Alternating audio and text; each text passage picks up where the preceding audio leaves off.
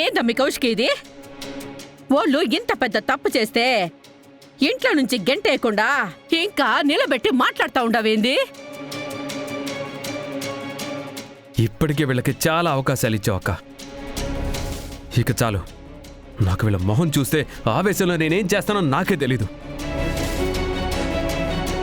Please వాళ్ళ ఇంట్లో నుంచి పంపించేసే.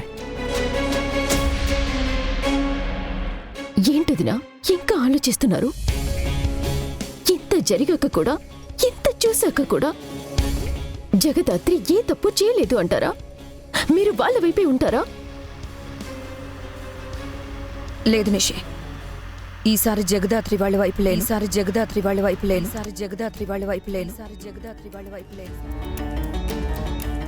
వదినా, మీరు నిర్ణయం తీసుకునే ముందు మేం చెప్పేది కూడా ఒక్కసారి వినండి. ఎందుకమ్మే ఇంకా ఎన్ని అబద్ధాలు చెప్పి ఇంకా ఎంత మోసం చేయాలనుకుంటా ఉండారు? మోసం చేస్తుంది, అబద్ధాలు చెప్తుంది మేం కాదు పిన్ని. మమ్మల్ని కూడా ఒక నిమిషం మాట్లాడనిస్తే ఇక్కడ అందరికీ ఎవరు అబద్ధం చెప్తున్నారో అని క్లారిటీ వస్తుంది అత్తయ్య. వదినా, నిషిక మీ అందరికీ చాలమ్మ జగదాత్రి, చాలమ్మ జగదాత్రి, చాలమ్మ జగదాత్రి, చాలమ్మ జగదాత్రి. చాలు. మనసులో ఇంత విషం పెట్టుకొని, మనిషిలో ఇంత మోసం పెట్టుకొని, మీరు మమ్మల్ని పిచ్చోళ్ళం చేసి ఆడుకున్నది చాలు. Yes, finally. మావయ్య గారు. మావయ్యనేనమ్మా, మిమ్మల్ని గుడ్డిగా నమ్మిన మావయ్యని,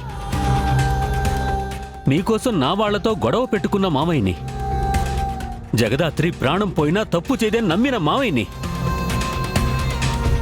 జగదాత్రి తన కుటుంబం కోసం ప్రాణాలైనా ఇస్తుందని నమ్మిన మావయ్యనమ్మా.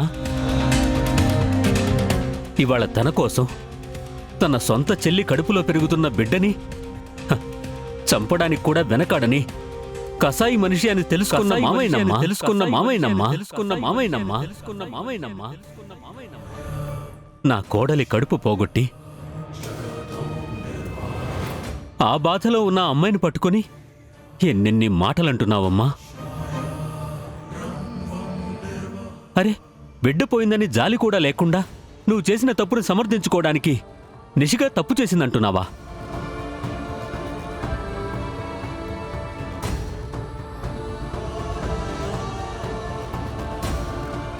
నువ్వు నిషికను తోసేయడం నా కళ్ళతో నేను చూశానమ్మా.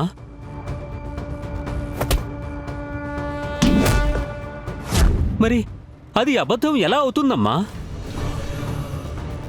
నువ్వు చెప్పిన కరెంటు వైర్ లేదనేది నిజమే కదా? ఇంకా నువ్వు చెప్పడానికి మేం వినడానికి ఏముంది? నిన్ను నా కూతురుతో సమానంగా అనుకున్నానమ్మా. ఇప్పుడు మీ ఇద్దరి మొహాలు చూడాలంటే కూడా నాకు అసహ్యంగా ఉంది, అసహ్యంగా ఉంది, అసహ్యంగా ఉంది, అసహ్యంగా ఉంది.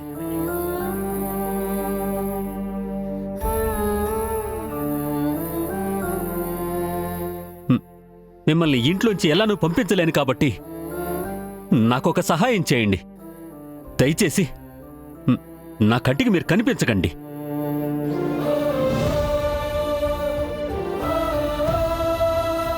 మీరు చేసిన పనిని తెలుసుకుంటూ మీ మొహాలు నేను చూడలేను.